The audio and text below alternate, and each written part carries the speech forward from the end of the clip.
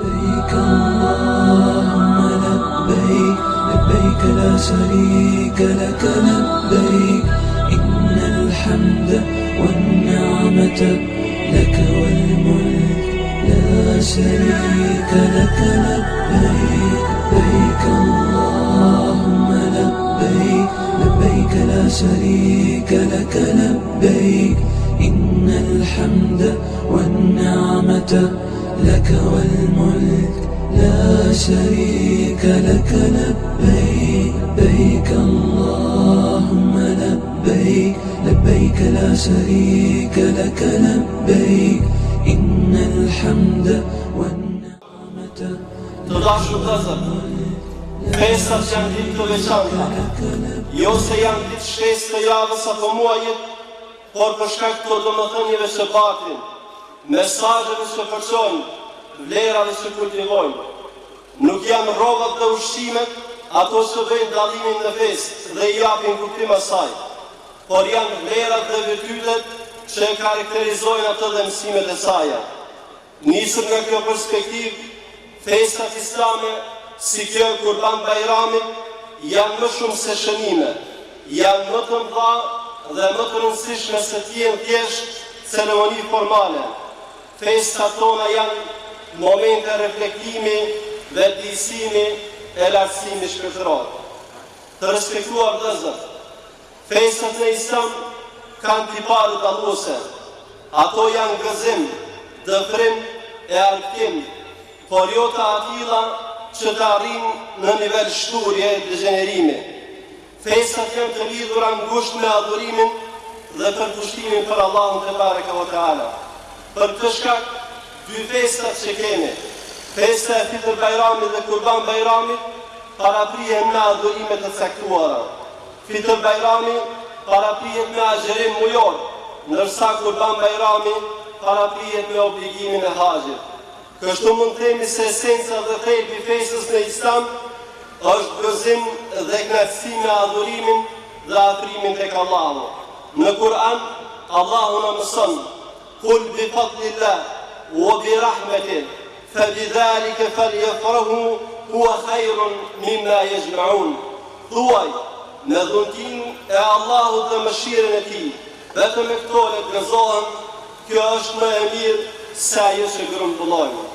Se festa në Islam ka këtë punë dallues. Fletë dhe fakti se ato janë alternativa ka shi festave tjera. Kur Muhammed alayhi salatu wassalam shkoi në Medinë, ku edhe themeloi shtetin Islam, njerëzit i gjeti tek festonin dy ditë ose dy festa, për shkak të domethënieve dhe mesazheve të cilave u andërroi me dy festa tjera, me festën e Fitr Bajramit dhe këtë festë pra festën e Kurban Bajramit. Ky ndërrim ka një simbolik të rëndësishme, atë se me ndërrimin Allahu synon lumturinë tonë. Njëri prej dietarëve musliman, Ibn Abidini, duke shpjeguar domethënien e fjalës Bajram thotë: festa është quajtur me këtë emër, sepse në këtë ditë Allahu besimtarëve ju kthen të mira. Pas Ramazanit hiqet ndalesa e ushqimit, ndërsa në haxh bëhet plotësimi i tavafit dhe lejohet ngrënia e mishit të kurbanit. Të dashur vëllezër, festa e Kurban Bajramit është një përkujtim për përgjithshmërinë e kësaj feje. Në vitin e 10 sipas Hijrit, në Arafat, në Haxhin e Lamtomirës, Allahu i madhruar shpalli kompletimin e kësaj feje. El-yawma akmaltu lakum dinakum wa atmamtu alaykum ni'mati wa raditu lakum al-islam dinan.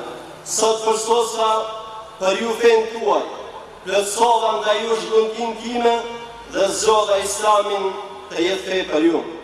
Të nderuar vëllezër, festa është momenti i prezantimit të mirësive të Islamit dhe mësimeve të tij, të cilat përputhen me njeriu dhe kërkesat e tij. Islami nuk ka ndaluar argëtimin dhe zbavitjen. Ai ka dhënë vetëm rregulla dhe norma që e rregullojnë atë. Për të shkak, sot në këtë festë, më shumë se kur më parë, kemi arsye të shfaqemi të gëzuar. të zbukuruar, të veshur. Ka qenë traditë e Muhamedit alayhi salatu wassalam që bajrameve të vishej bukur, madje edhe kishte rroba të veçanta vetëm për bajram. Xhamatin të respektuar. Zhveshja e festave nga qëllimet i të kurra tonë manifestime që nuk kanë kuptim. Festat janë moment për të konfirmuar ekzistencën shpirtërore të ummetit, jo ato biologjike formale. Festat nuk janë thjesht një ndërrim ditësh. Festat janë fuqi shpirtërore që ka mundësi të ndryshojë ditët. Festa është hapësira ku takohen prindrit me fëmijët, vëllezërit me vëllezërit, i vjetri me të rinj, i pasuri me të varfërin. Festa është ora praktike e mësimit për qytetarin, vlerat dhe civilizimin. Jo rastësisht, Muhamedi alayhi salatu wassalam e përzgjodhi festën që të proklamonte vlerat shoqërore të Islamit. O njerëz, keni frikë Zotin dhe respektojeni atë. Bëhuni të njerëzishëm ndaj vetës dhe ndaj të tjerëve. Ruajeni, respektoni dhe nderojni vlerën e personalitetit dhe dignitetit njerëzor. Njeriu është vepër madhështore e Allahut dhe mjet për atë që e nënshmon veprën e Allahut. O besim drejt, ta dini, ta mbani mend dhe të jeni të bindur se përkundoj koha e mosdijes dhe traditave të këqija që i solën fatkeqësi të shumta e njerëzimit. Gjakmarrja është ndaluar, fajdeja dhe kamata janë të ndaluara. O bashkëshorë, silluni ndaj grave tuaja me shumë mirësi dhe dashuri. Gratë tuaja u janë dorëzuar në besë të Zotit. Respektojeni o besim drejt atë amanet të Zotit. Festa është momenti i kujtimit të përgjegjësisë shoqërore. Me gjithë bollëkun, shoqëria njerëzore çdo herë më shumë po e besohet brenda vetvetes. Më pak mëshirë, më pak solidaritet, më pak humanizëm. Festa në Islam vjen jo vetëm si përgjigje, por edhe si alternativë solidare që sfidon varfërinë. Për këtë është lehtësuar sadakatul fitri në Ramazan dhe thirrja e kurbanit në festën e Kurban Bayramit. Në lidhje me këtë të fundit, Allahu në Kur'an na mëson: "Lan yanala Allaha luhumuha wala dima'uha, walakin yanaluhu at-taqwa minkum." Tek Allahu nuk arrin as mishi dhe as gjaku i kurbanit, por arrin bindja juaj. Të nderuar vëllezër, nëse festa ka këto dimensione fetare dhe shoqërore, atëherë ajo duhet të jetë një piknisje për reformim shpirtëror dhe kulturor. Le të tregohemi krahas asaj si besimtar të sinqert, edhe qytetar të kulturuar. Ju lutem, mos lejoni që smira dhe urrejtja t'ju pengojnë nga vizitat e ndërsjella në vetvete. Mos lejoni që jetimi të jetë sot i tepërt në familjen tuaj. Mos lejoni që zemrat e prindërve tuaj të jenë edhe sot të pikëlluara. Shkoni, urojani ju festën, podhjani duart dhe shoqëroni ata. Le të ndërtoj paqja, hareja dhe shamirësia kudo sot.